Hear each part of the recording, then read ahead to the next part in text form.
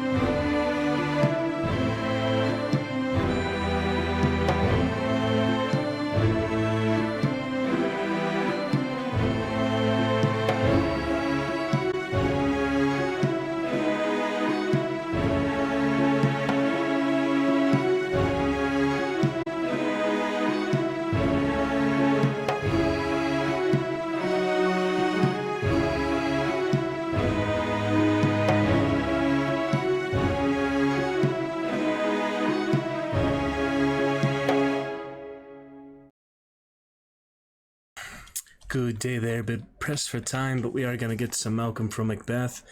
And Micro, Chapter 16, had an hour-long stream here, 66.7 degrees, hour-long before I'm out the door. So, an hour of time, hour opportunity to enjoy for this mundane Monday.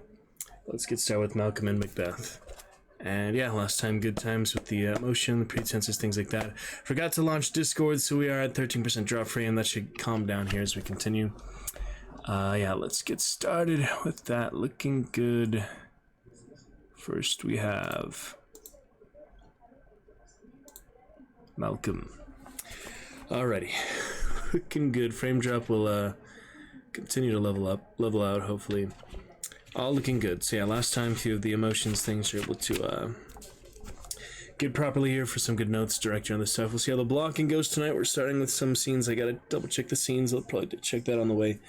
But for now, we're looking fine. We shall figure it out bit by bit, moment to moment. Other good stuff soon to come. Enjoy. Fun duo last night for Hunt. Good Chivalry 2 action. Darkest Dungeon as well. A couple bosses.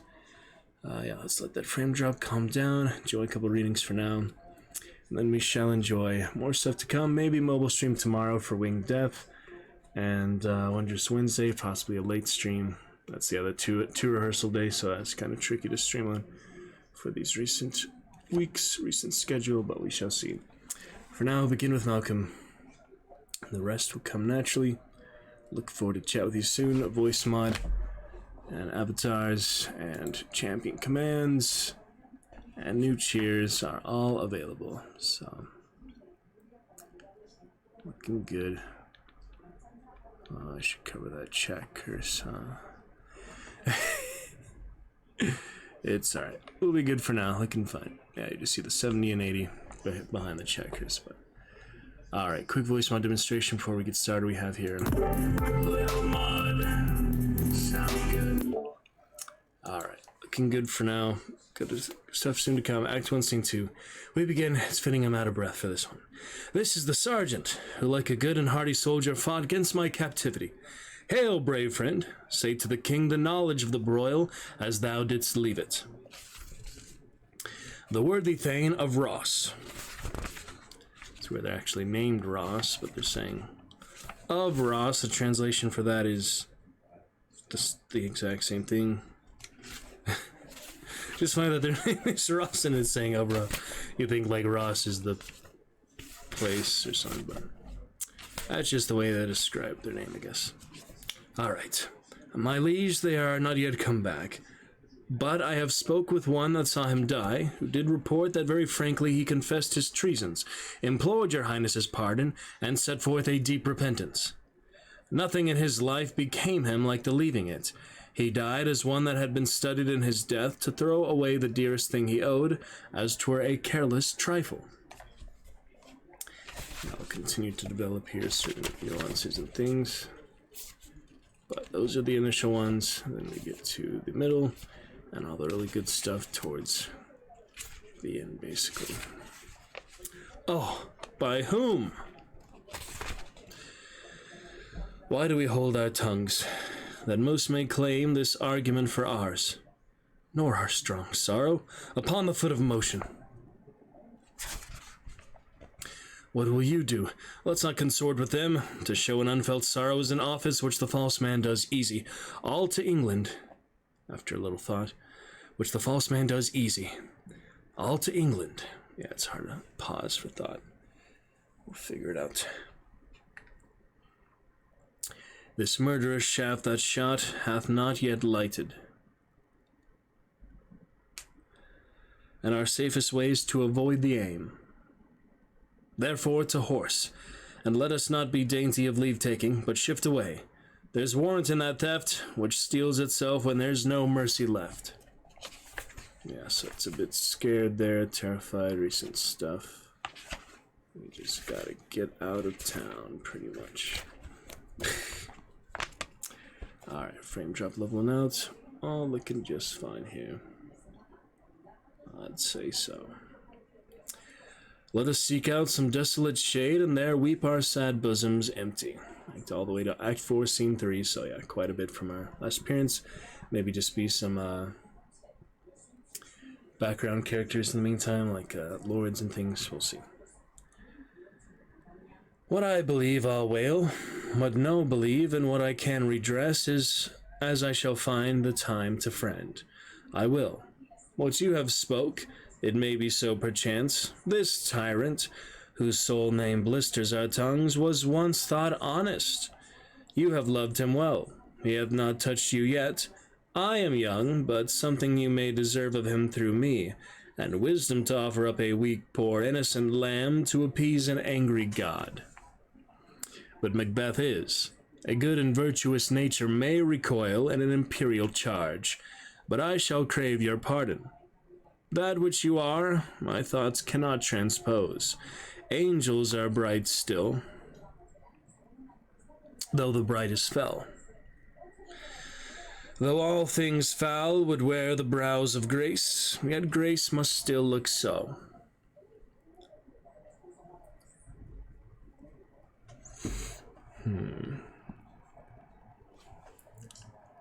To an alright here. Just, yeah, put something. Perchance even there where I did find my doubts, why in that rawness left you wife and child?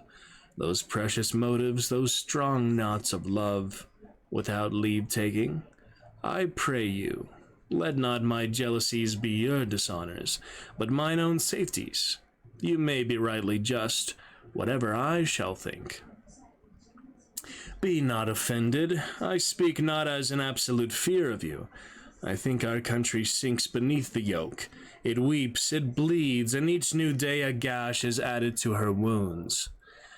I think withal there would be hands uplifted in my right, and here from gracious England have I offer of goodly thousands.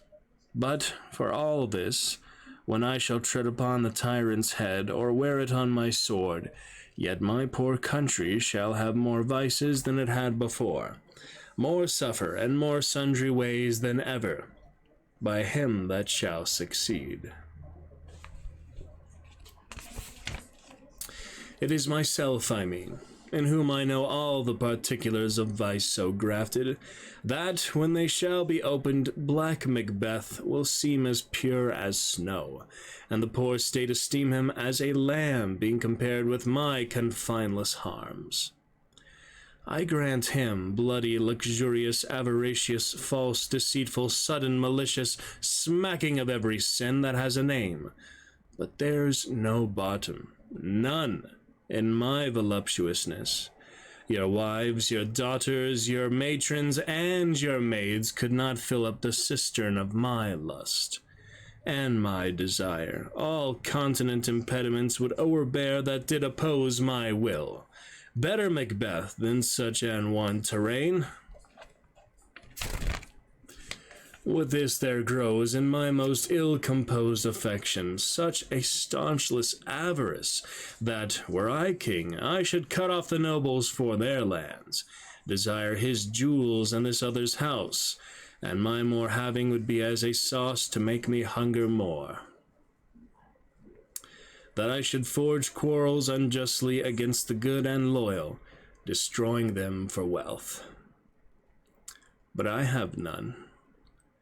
The king becoming graces as justice, verity, temperance, stableness, bounty, perseverance, mercy, lowliness, devotion, patience, courage, fortitude. I have no relish of them, but abound in the division of each several crime, acting it many ways. Nay, had I power, I should pour the sweet milk of concord into hell, uproar the universal peace, confound all unity on earth. If such a one be fit to govern, speak. I am as I have spoken.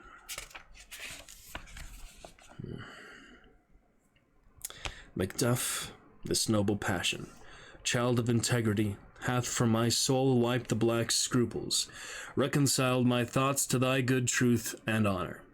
Devilish Macbeth by many of these trains hath sought to win me into his power, and modest wisdom plucks me from overcredulous haste.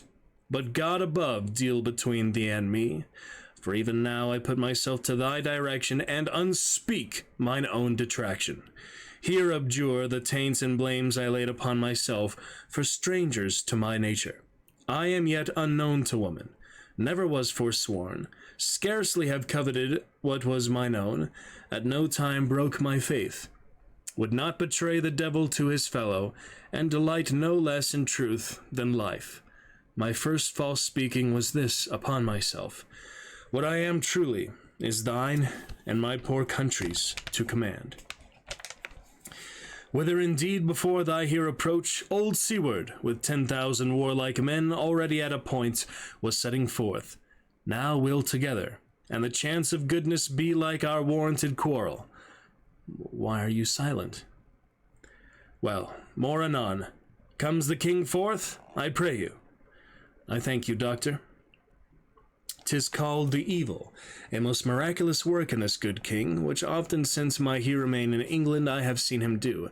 How he solicits heaven himself best knows, but strangely visited people all swollen and ulcerous, pitiful to the eye. The mere despair of surgery he cures, hanging a golden stamp about their necks.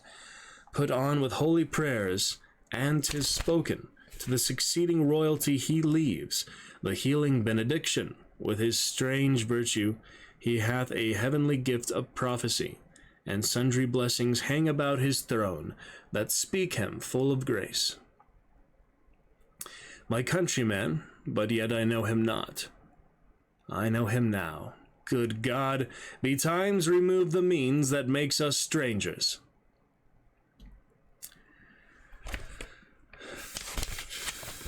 What's the newest grief? Be it their comfort, we are coming hither. Gracious England hath lent us good Seward and 10,000 men, an older and a better soldier none that Christendom gives out. Merciful heaven! What, man? Never pull your hat upon your brows. Give sorrow words. The grief that does not speak whispers the overfraught heart and bids it break. Be comforted. Let's make us medicines of our great revenge, to cure this deadly grief. Dispute it like a man. Be this the whetstone of your sword. Let grief convert to anger. Blunt not the heart, enrage it. This tune goes manly. Come. Go we to the king, our power is ready, our lack is nothing but our leave. Macbeth is ripe for shaking, and the powers above put on their instruments. Receive what cheer you may, the night is long that never finds the day. Alright, on to a few more here. We'll continue to work on that, but getting some of the main idea. Cousins, I hope the days are near at hand that Chambers will be safe. Let every soldier hew him down a bough and bear it before him.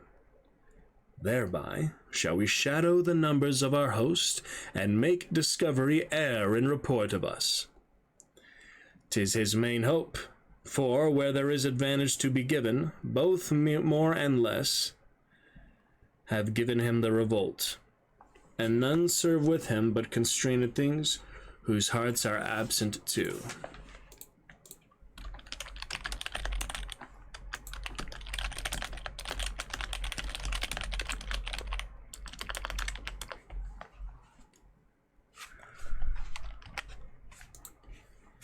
Okay.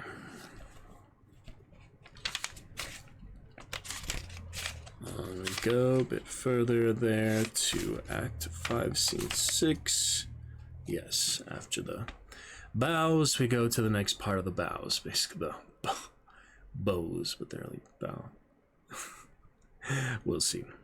Alright. Now near enough, your leafy screens throw down, and show like those you are. You, worthy uncle, shall with my cousin, your right noble son, lead our first battle. Worthy Macduff and we shall take upon what else remains to do, according to our order. Yeah, telling fun stories about the foam head and such before I'll see the actual cosmetic head, but they said back when other one did it in high school, it kind of ruined the moment when the foam head dropped or something, or it like broke, or it was obvious that it was fake or something. Funny, you know, stage things like that, prop things, wardrobe malfunctions, a lot of missing props, stuff like that. Things can happen sometimes. It's kind of more often than not than something does happen. At least, you know, something like trifle, something not super important, but, you know, something still. Not something like really significant, but still something, you know, usually happens.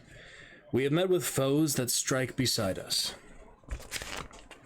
Like 5, Scene 7, on to 8. I think this is the final, yeah, last scene. Act 5, Scene 8, the last one. Some of them have over 10 scenes in Act. Some of them are really lengthy. I've heard like other ones, yeah, Shakespeare plays. Some have like more than 20 or something, and some of them are just very, very short scenes between. How it goes sometimes. Okay. I would the friends we miss were safe arrived. Macduff is missing, and your noble son. He's worth more sorrow, and that I'll spend for him.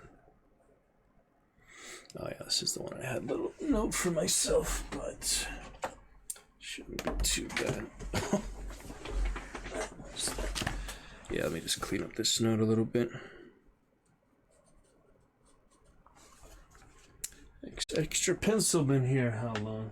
It's one of the ones I lost and dropped, that regular booklet binder, so no paper carrier. Alrighty.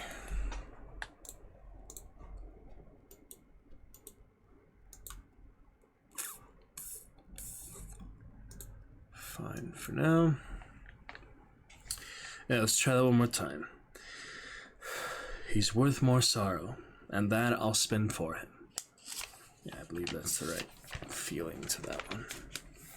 And that's the second to final, here for the final. We shall not spend a large, expensive time before we reckon with your several loves and make us even with you. My thanes and kinsmen, henceforth be earls, the first that ever Scotland in such an honor named.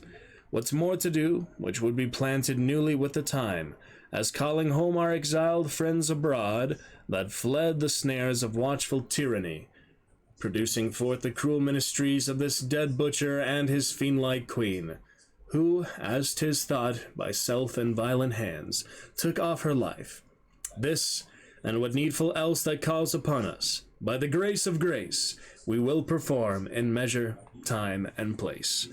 So, thanks to all at once and to each one, whom we invite to see us crowned at Scone. All right. looking good for now. I'll be taking that here out the door and on to our first serial main blocking rehearsal tonight. For now, let's switch on over to Micro. Get to some fun times with chapter 16. And we shall begin. Alrighty. We left off here in Micro for the time we have left today.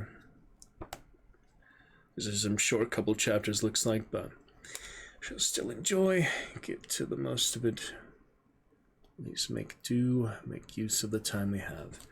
We left off end of chapter 15, just with the office, not the students, but the regular people, the people at Nanogen. For humans without weapons and protective gear, survival time in the Micro world was measured in minutes to hours, not in days. Speaking to himself in a murmur, he said, "Nature will take its course." Alright, on to chapter 16. Yeah, Drake and all them back to the station. Well, we'll see. Chapter 16, Station Echo, 29th of October, 10:40 a.m. The 7 graduate students gathered at the entrance of the tent. A sign over the tent's door said, "Supply Station Echo.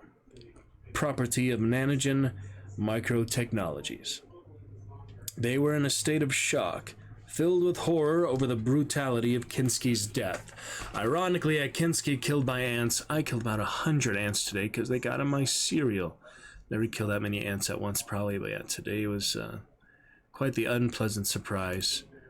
Ants fitting, ironically, with what happened in the novel and actual ants here. We've had a lot these last few weeks, but yeah, they actually got in my cereal. Wasn't hermetically sealed, so they got in. I had to clear them out. Definitely kill over 100. So kind of ironic here with the novel. They were also extremely surprised at how fast they had run. Danny Minot had lost his tassel loafers. The shoes blew off his feet while he'd made a jaw-dropping dash that would have shamed an Olympic sprinter. Danny stood there in muddy, bare feet, shaking his head, and they had seen Karen King fighting the ants, her twists and leaps soaring through the air.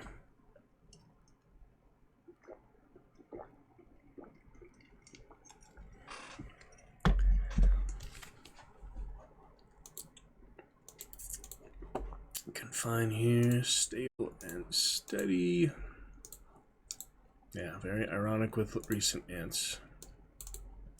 And ants in the story. Alright, so confine. Yeah, as that chat curse is clear, we will announce again the newest cheers. They're just kind of blocked by that 1780. The live scene now, chat is in a different place. This is kind of just the only place the chat box can fit right now with everything currently, but we'll be fine. It was clear they could do things in the Micro world they couldn't have dreamed of before. They investigated the supply station quickly, as a raiding column of ants could show up at any moment. The tent, stocked with various boxes, sat atop a concrete floor. In the center of the floor, there was a round steel hatch. The steel hatch was operated with a wheel lock, like a bulkhead door of a submarine. Peter Jansen spun the wheel and lifted up the hatch. A ladder went down into darkness. "I'll check it out." He put the headlamp on his head and switched it on, and described the ladder. He ended up standing in the middle, descended the ladder, not described, descended the ladder.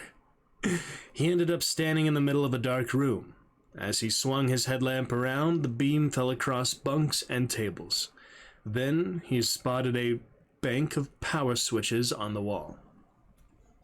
He threw them, and the lights came on. The room was a concrete bunker. It contained Spartan living quarters. High red bunks were stacked along 2 walls. There were laboratory benches equipped with basic lab supplies. There was a dining area with a table and benches and a cooking stove. A door led to the bunker's power source. a pair of D-size flashlight batteries looming far above their heads. Another door led to a toilet and shower. A chest held some freeze-dried meals in pouches. The bunker was secure against predators, a sort of bomb shelter in a dangerous biological environment.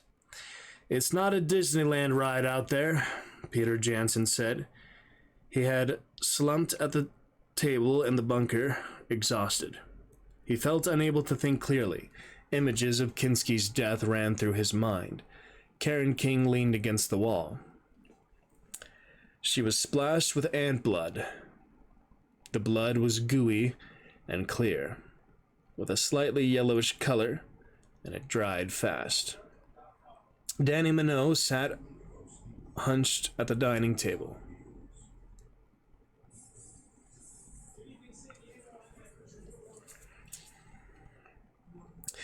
He had resumed picking at his face and nose with his fingertips. Whoops. Lost that page. Hold on.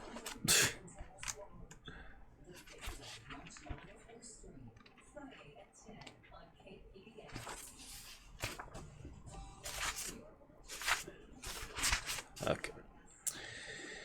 He had resumed picking at his face and nose with his fingertips. A computer sat on the lab bench. "We could learn something from this," Jenny Lynn said, and switched it on. The computer booted, but a password screen came up. Of course, they didn't know the password. It's funny, it's a miniature computer then. And Gerald Kinski wasn't there to help them with things like that. "We're not safe here," Rick Hutter remarked. "Drake could show up." Amar Singh agreed. "I propose let's stock up with food and gear and leave immediately." "I don't want to go outdoors," Erica Mole said, her voice trembling as she sat down on a bunk. Why had she ever left the university in Munich? She longed for the safe world of European research. These Americans played with fire, hydrogen bombs, megapower lasers, killer drones, shrunken micro people. Americans were demon raisers.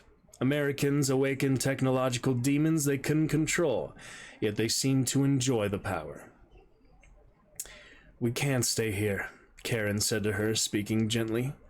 She could see how frightened Erica was. "The most dangerous organism we face is not an insect, it's human."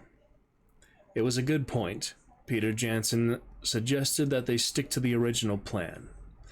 Go to the parking lot, try to get on a truck to Nanogen, get into the Tensor generator somehow.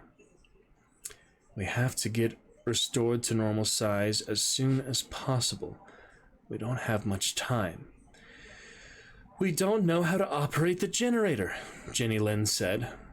"We'll cross that bridge later." Rick said, "We have some good tools for getting ourselves on the truck, including the rope ladder we found in the pack." He had been poking around in the supply boxes, and he'd pulled out something, another pair of radio headsets. This meant they now had a total of 4 communication radios. "There is only one thing to do," Danny Minot murmured. "Call for help." He held up a radio headset. "You call Nanogen," Rick said to him, "and then Drake will come around looking for us, and not with any magnifying glass, with the toe of his boot." Peter suggested that they keep radio silence, except in an emergency, in case Drake was listening for them. "I don't see the point," Danny said. "We need to call for help." Jenny Lynn did not take part in the conversation. Instead, she opened all the cabinets, one by one, and went through them carefully. She found a lab notebook. She opened it and began flipping through the pages. Somebody had jotted handwritten notes on the first few pages. Weather readings, logs of sample gathering activities, mostly. It didn't seem useful until she came to the map.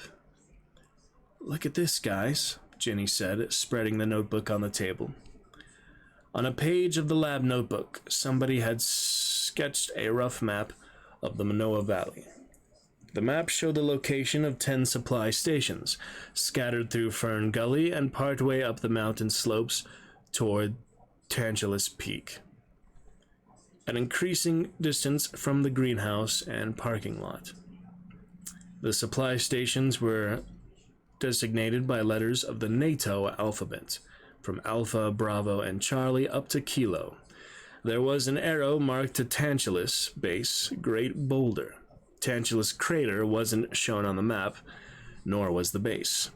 The map, as crude and incomplete as it was, still contained valuable information. It showed the basic layout of the supply stations. The location of each supply station was indicated by landmarks around the station. Trees, rocks, clumps of ferns, making it possible to find the station as long as you could locate the landmarks. There was a station next to the parking lot. It was Station Alpha, but it was located under a clump of white ginger plants, according to a note on the map.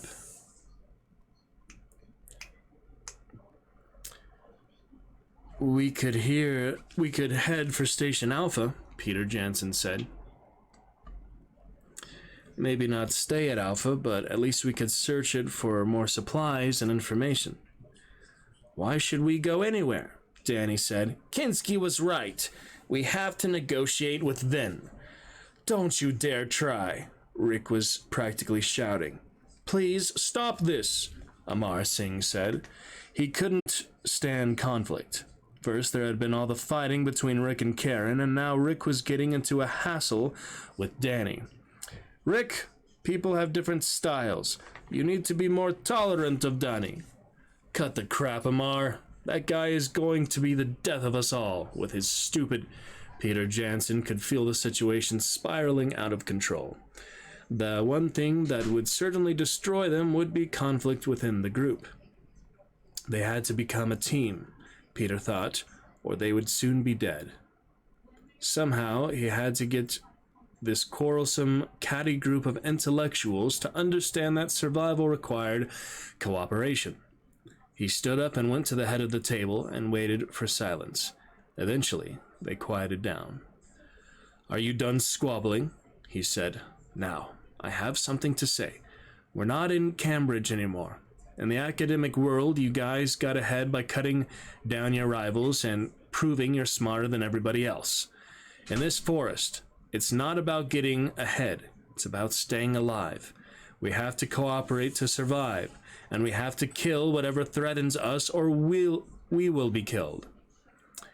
Oh, it's kill or be killed, Danny said dismissively. An outmoded pseudo-Darwinian philosophy dating back to Victorian times. Danny, we have to do whatever it takes to survive, Peter said. But there's more to survival than just killing. Think about who we are as humans. 1 million years ago, our ancestors survived on the plains of Africa by operating in teams. Bands is a better word for it. We were bands of humans. Back then, 1 million years ago, we were not the top of the food chain. All kinds of animals hunted us. Lions, leopards, hyenas, wild dogs, crocodiles. But we humans have been dealing with predators for a very long time. We survive with brains, weapons, and cooperation. Teamwork. I think we were built for this journey. Let's think of it as the chance of a lifetime to see incredible things in nature no one has ever seen before. But whatever course of action we decide on, we will have to work together or we'll die. We're only as strong as the weakest member of our team. Peter stopped, wondering if he'd gone too far, if he had sounded too preachy to these grad students. There was a period of silence as they digested Peter's speech. Danny Minot was the first to speak. He turned to Peter.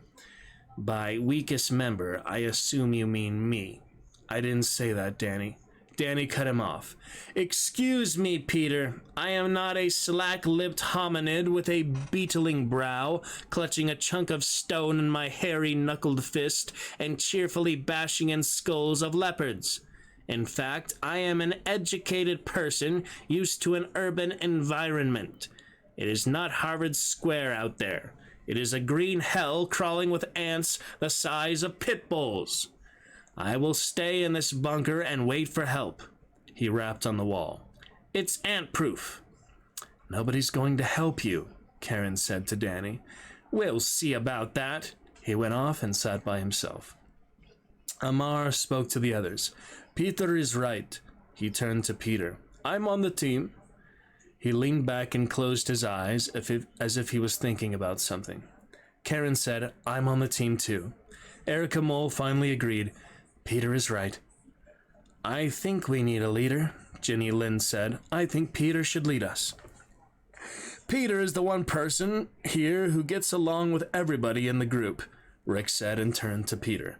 You're the only person who can lead us. It was confirmed quickly by a vote. Danny refused to take part. Now it was a question of getting the team's act together. First, we need to eat. I'm freaking starved, Rick said. Indeed, they all felt ravenously hungry.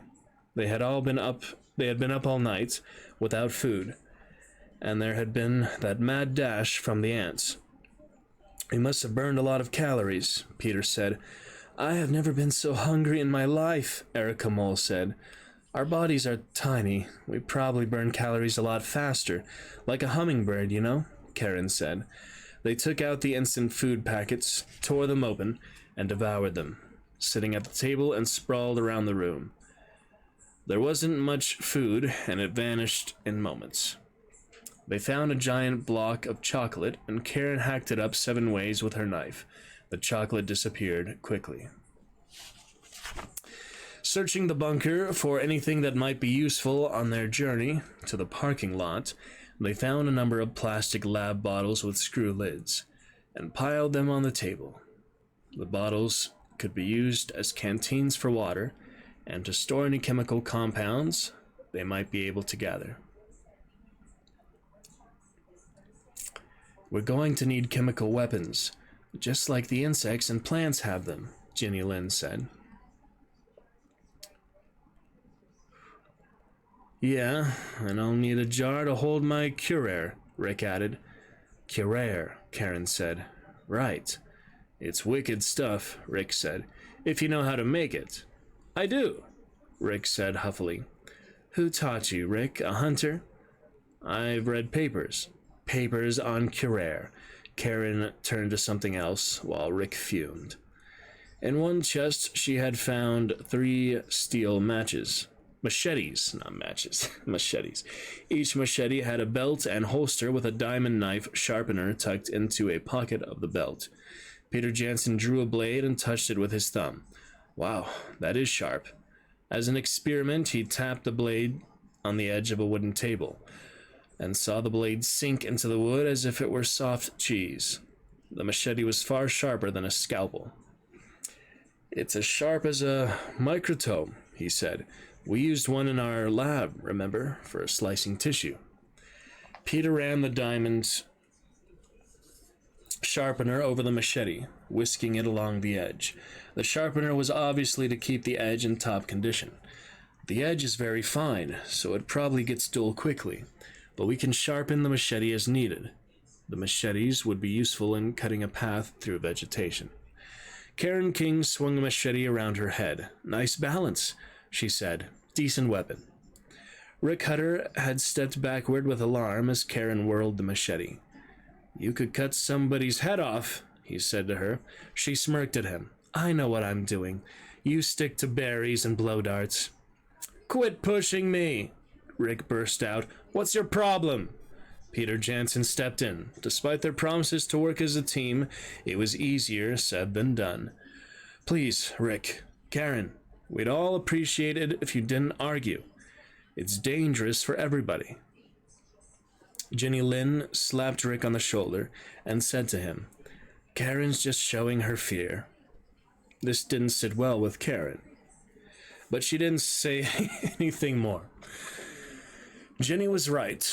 Karen knew full well that the machetes wouldn't stop some predators, such as birds, for example. She had been needling Rick because she was afraid. She had revealed her fear to the others, and it embarrassed her. She climbed up the ladder and opened the hatch and went outdoors to get herself calm. Under the tent, she began investigating the chests that were stored there.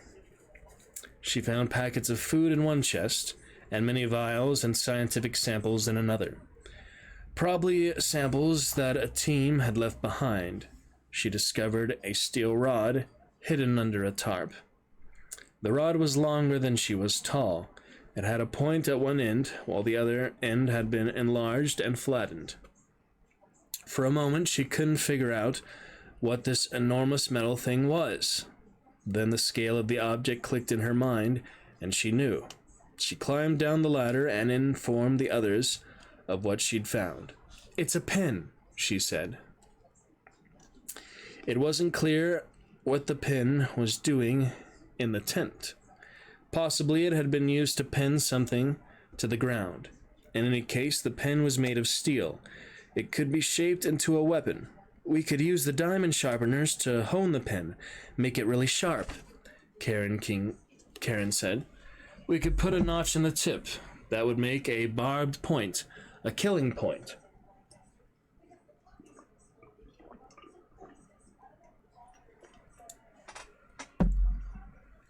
A barb that would grab in the prey and wouldn't come loose.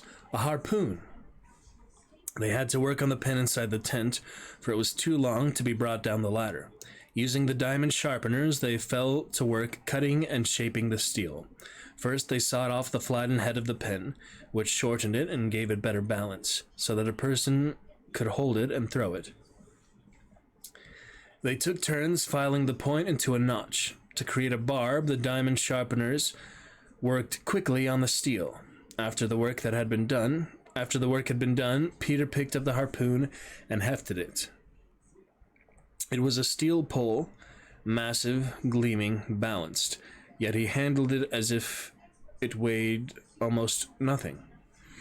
In the micro world, a piece of steel that size was just about heavy enough to do some damage to an insect if you threw it hard and it was sharp enough.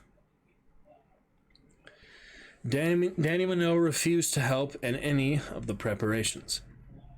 He sat on a bed in the bunker with his arms crossed and knees drawn up, and watched. Peter Jansen felt sorry for him, and went over to him and said quietly, "Please come with us. You're not safe here." "You said I was the weakest person," Danny replied. "We need your help, Danny." "For assisted suicide," he said bitterly, and refused to budge.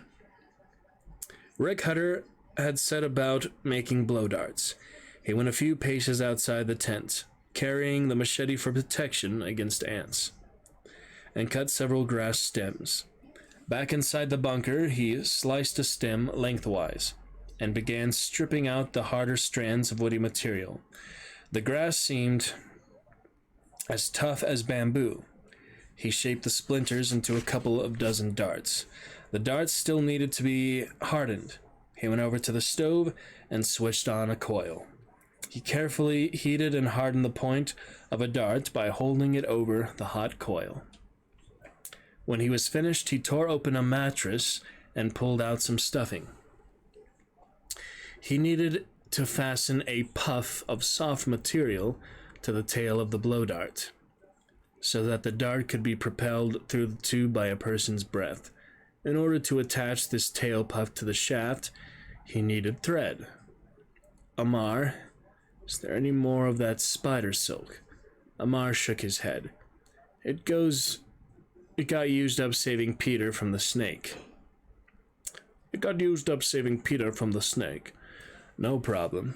Rick rooted around and found a coil of rope. He cut a short length of the rope, then picked it apart into strands with his fingers.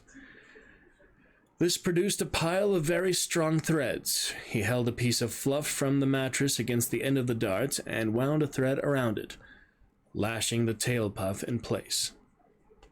Now he had a real honest-to-goodness blow dart. Hardened tip, tail puff, the dart ready to be armed with poison.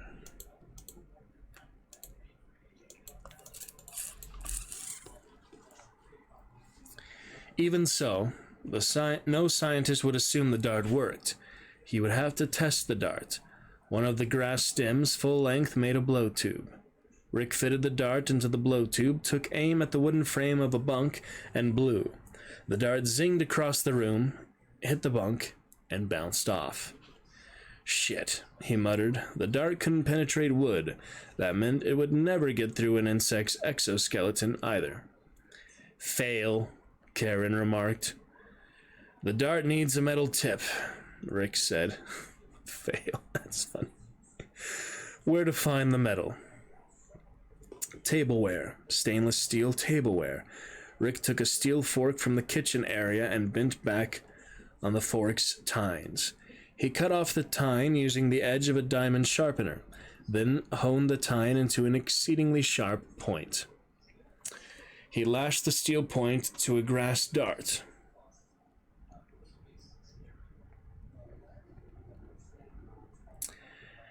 And fired the dart at the bunk. This time the dart embedded itself in the wood of the bunk with a satisfying thwack, and stayed there, trembling. Now that will drive into a beetle, Rick said. One by one, he cut the tines off all the forks in the bunker, until he had created a supply of more than 24 darts and several blow tubes. He placed the darts in a plastic box he'd found in the lab, to keep them dry and protected from damage. Rick still had to make curare, but in order to do that, he needed to collect more ingredients. Like a fine sauce, a good curare contained a variety of ingredients, cooked together a chemistry of horrors. All he had for an ingredient at the moment was the china berry, which he'd stored upstairs in the tent. Nobody wanted a toxic china berry to be kept inside the bunker.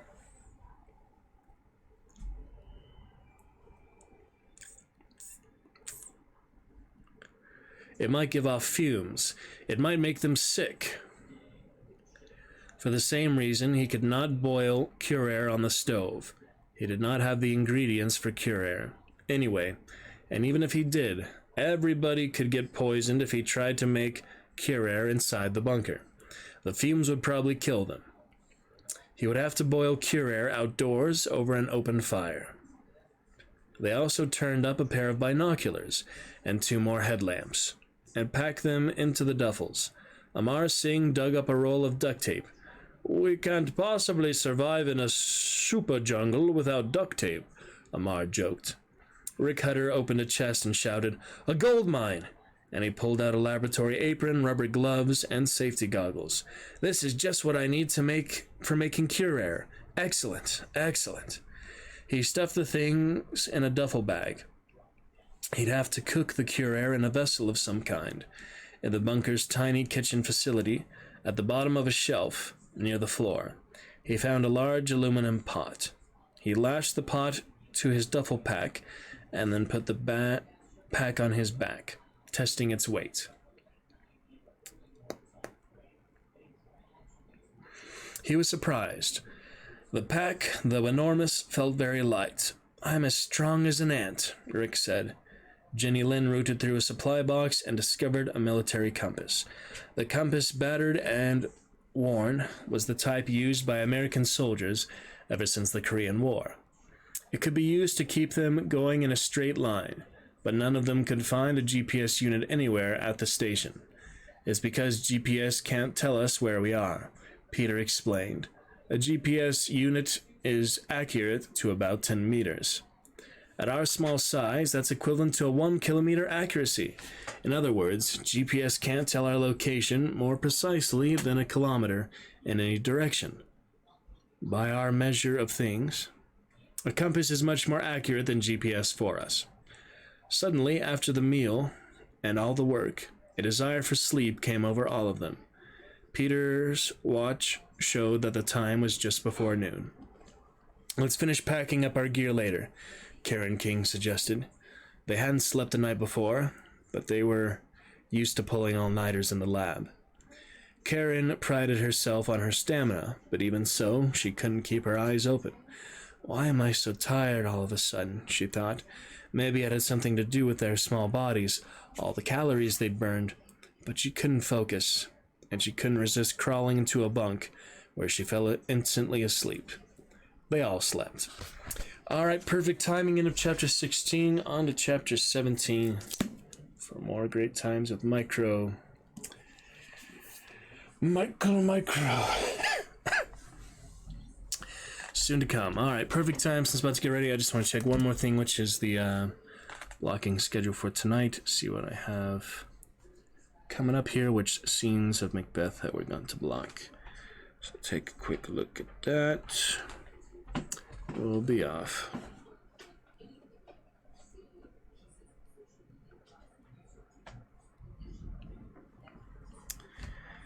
Bum, bum, bum, bum.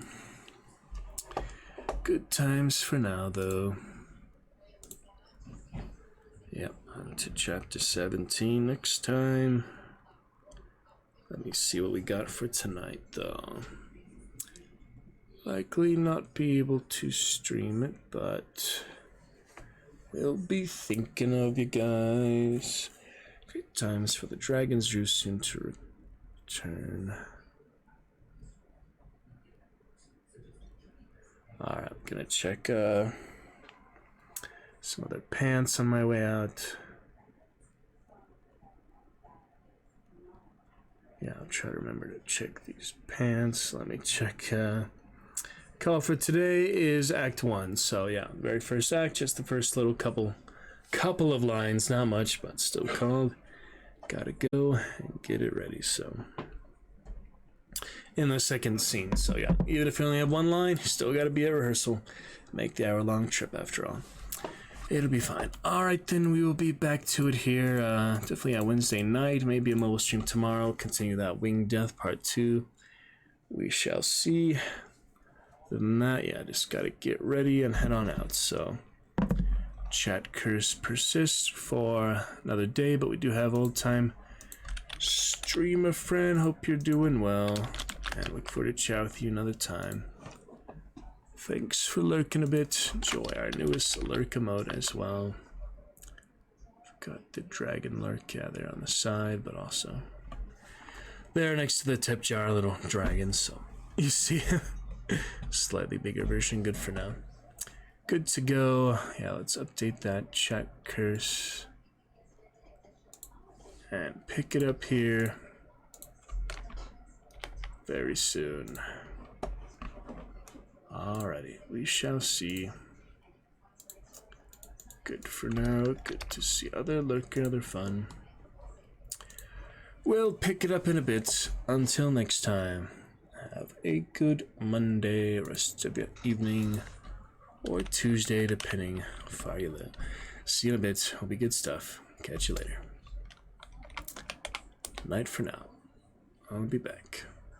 Alrighty. So long, farewell, I'll be just saying goodnight. Time to get ready. See you soon.